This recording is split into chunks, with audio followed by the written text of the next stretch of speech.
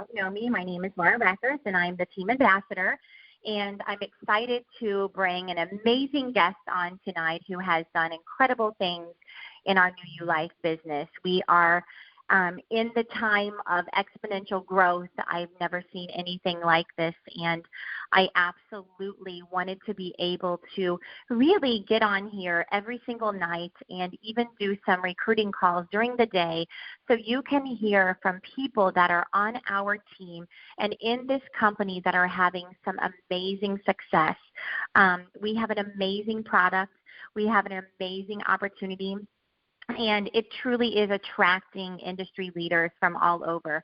There are people over here building businesses and moonlighting that you wouldn't believe. They're industry names. People know them. They've made millions of dollars in this industry.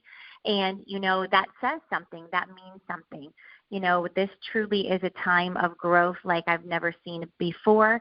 And we really want everybody to be able to absolutely jump on board and create that same, source of income and that same, livelihood for your family. And so tonight, I wanted to bring on an amazing guest, someone who I've absolutely had the great pleasure of getting to know. I'm not sure I muted the lines, but it seems like there's some background noise. Can everybody make sure that their phone is muted? When you say, is there any evidence that his bias led to action? Can everybody make sure their line's muted? I don't know how there's background noise because the line is muted. Please mute your phones. Okay, so again, I'm going to bring on a guest tonight who has absolutely done exceptional things in the New You Life business. He's also done exceptional things in his previous endeavors. But specifically, I want him to share a little bit about what he's done and how he's done it and what his success is and what he can attribute his successes to. This gentleman's name is Tommy Johnson. He's from Arizona. His wife, Lindsay, and him have two amazing and beautiful children, Jerry and Sierra. And I absolutely have had the greatest pleasure helping them build their business and have a lot of fun over here. Definitely in the last 5 weeks, he has been truly blowing my mind with what he has accomplished and what him and his team both have done together in this industry and also, of course, in New You Life here.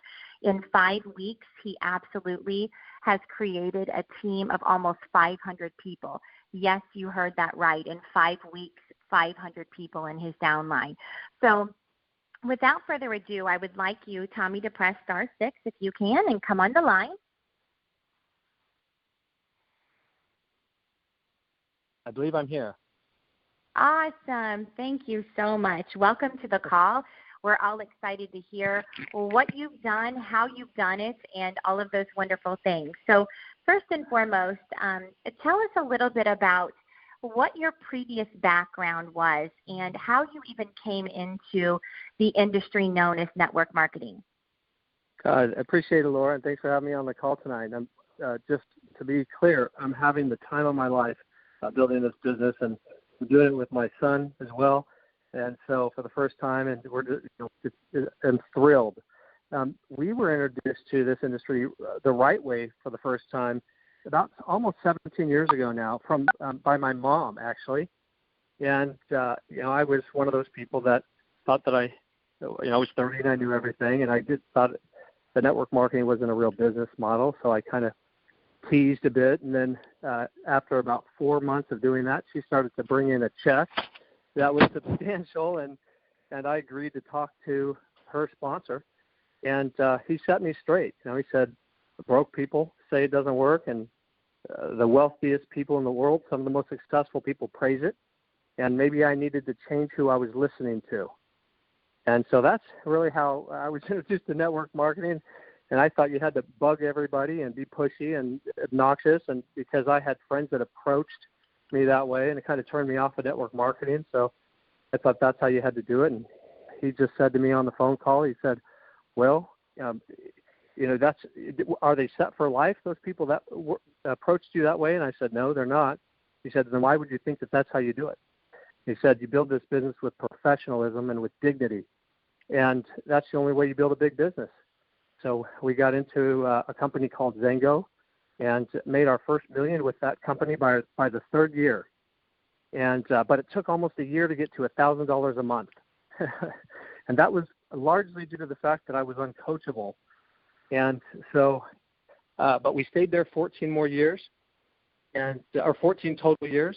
And then about 2 years ago, just felt that it was the right time for the right reasons for us to move on. And here we are. We resigned from that company 2 years ago. Let me just reiterate to you basically what Tommy said. He said that he came into this industry like the most of us do, the majority of us do, with a misconception of what the industry is. He came into it thinking, that it was something other than what it really was. And he truly became coachable. And by becoming coachable, he has been able to generate wealth and a lifestyle for his family and an income that he maybe never would have working a 9-to-5 job. Isn't that right, Tommy? That's right. And more importantly is who you become in the process. When you're surrounded by people like you, Laura, and Troy, and Chris, and so many other, Carl, so many great people, my mom, Carolyn, and I could go on and on. That's, the money becomes a byproduct, and the personal growth, the parent you become, the friend, the spouse. To me, that's where the real excitement lies. I didn't feel that way when I was told that at the beginning, but 2 years into it, I realized that that's what it's all about. Absolutely. I was selling real estate, by the way, Laura. But prior to getting into network marketing, I was selling real estate here in Arizona, where we live. Awesome. So other questions I have for you, and before I go on with more questions, I just want to say that when I first met Tommy, I can remember the exact time and the exact day. It was late at night, I think, literally, it was almost midnight, and I got a call from Troy, and he said, I've got somebody I want you to meet. In fact, I've got a couple of people I want you to meet. And we sat on the phone, I think, that evening, that night, into the morning for, I think, almost 2 hours. And I talked to both Tommy and his mother, and it was an amazing experience. And I realized the quality of people that we were attracting into this industry. Do you remember those conversations? Oh, I remember it vividly, yeah. Trust me, Laura, I was not looking when this came across our plate. But we've learned over the years how to ask the hard questions. And I'm here to tell you that these opportunities are not created the same.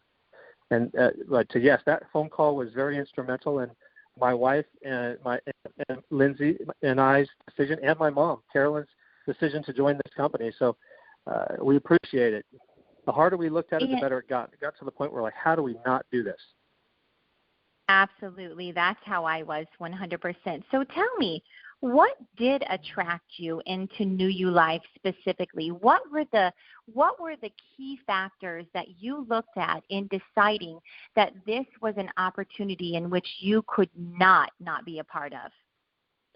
Yeah, well, okay. So when I first started taking a look at it, my objective was to find something that I could point to at the corporate level that they're doing to facilitate some of the growth that I was hearing that New You Life was having. Because if you know what to look for, and if you know how to ask the tough questions in this business, you can usually point to something that the company does that will ultimately put them out of business and also put a bad taste in the mouths of people as it relates to network marketing. And that's the worst thing that all network marketers can do to hurt one another. And so I wouldn't even touch something like that. Usually you can find something irresponsible that is also facilitating that growth. And that's what I thought I was going to do, because, again, I wasn't looking. And so I was trying not to do it. And I thought, well, let me dig in. And, once I got my nose down onto the trail, Laura, I couldn't stop. And, I just continued to ask the questions all the way to the point where we were, Chris arranged a meeting. We're in Los Angeles. We drove to Los Angeles from Phoenix here, and looked Alex in the eye. And because every time you change companies in network marketing, you take your credibility and you chop it in half. You can't just jump around from company to company to company. I pride myself in being a facts and figures person. And so, we have the opportunity to affect so many lives in this business, either for the good or the bad. So you need to do your homework, and, there was none of those things that you could point to. So what was it? Initially, Laura, it was the single focus product. I built this business with one product, and then for 5.5 years, and that was our biggest growth. And then I built this business with a catalog full of products, and confusion doesn't give people traction. But if you're going to have one story to tell, it one heck of a story. And being a category creating position, a product that's just the right time in the universe, right time in the marketplace. You can't recreate that. And the product was done before, this all came about, and everybody's aware of HGH. I've had two people, and one of them was my wife's grandma in Indianola, Iowa, who's 82 or 83, that didn't know what HGH was just by those letters. And that says something. But one product that has huge economic potential, a simple story, focus. And that is a key to building a big business. Half the people that I talk to, they just one product, I'm in. And that is important. But it has to be a product that touches people's lives to where people work the business, even if they don't plan on working the business. And so that's what happens when it's completely product driven. And, a product that you feel like, how do you not tell people about it? So that's where it started. Then it was the compensation plan. When I was listening to the compensation plan initially, I just thought, holy cow. And by the way, it takes a lot more than a great compensation plan to build $1 billion brand in this company. But that had a lot to do with it. I thought, whoa, this thing's running hot, and, they must have the margins. And then the fact that there might be more products down the road, that already in most companies are scrambling in the last couple of months before their conventions, trying to get another product out of a big network marketing vending machine, throw a sprinkle of their own story into it, wrap a label around it. And that's not how you protect the asset that people build. And so that was intriguing to me. And then also the NDC code and the fact that it cannot be sold on Amazon, because let's be open. In this industry today, Amazon is a big problem, for people. It is a compliance nightmare for the corporation. It's a gray area. So, I thought, geez, that is a huge bonus. And then meeting Alex, the next one, hands down, was talking to Troy and talking to you, talking to Carl, talking to Chris Cavadon. That was very instrumental and then talking to Alex ultimately in our decision, because, the strength of your team has so much to do with what you can accomplish. If everything else was equal, it could be the difference between making a living and making a fortune. So by the time I was listening to you, Laura, we were listening to whenever I say I mean we. So my wife, Lindsay, and I, and actually my mom was on that call too. So we were listening from the perspective of what type of a team would this be for our team. And you guys all were so professional, so integral, humble, and in the trenches, accessible. You were in the trenches. And that, we were doing that call late. You and I were texting late last night. I'm not giving everyone the idea to go text Laura all night. But for the right people, you could, your upline is easy to get a hold of. And we just need to learn what the right person looks like and be that person. And anyways, the team had a lot to do with it. And your answers and your stories. I mean, Laura, your story is so strong. You were in another company, and you share what you got up to income-wise, and look what you're doing here. Same person. Your influence isn't that much, can't be that much more greater. Your communication skills aren't that much more improved from when you were with the other opportunity. Your work ethic probably is comparable, but same person and dramatically different outcome. And that's what I mean when I say that the doability and the sustainability of network marketing opportunities, and though they sound the same to the uneducated ears, it relates to this business, but there's dramatic differences. And frankly, there's something to be said for being in the right place at the right time. In the LA event, go to the event. My team went, a few people, we all went there, and with the full expectation of asking questions and listening and coming at them from different angles. And Bruce Levitin was very instrumental. The quality of the people that it was attracting, and Alex. I mean, just his heart. He's passionate about helping people. It just kept getting better. Sorry for answering that for so long, Laura, but that's the story. That's I got to the point where I thought, how do I not do this? I cannot not do it. I couldn't look people in the eye and say that they were in the best place if I was doing something else. Absolutely.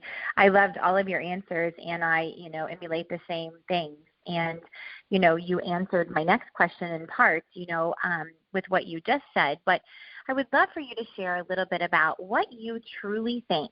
If you could pick the one tool or resource that you have found to be your biggest asset in building your business, and why? Hands down, without a close second, it's your team, your upline. And I always tell people, look, our resumes are in your email box, and we're begging to go to work for you for free. And, we have infinite patience for people who try, but I would suggest maybe the biggest impediment to success for those that don't quit in network marketing is trying to do it yourself. And most businesses, though, it's you against the world. Network marketing is a team sport. I mean, look, why couldn't my mom get me into the business? I respect her and love her as much as anyone on the planet. But I wouldn't give her the time.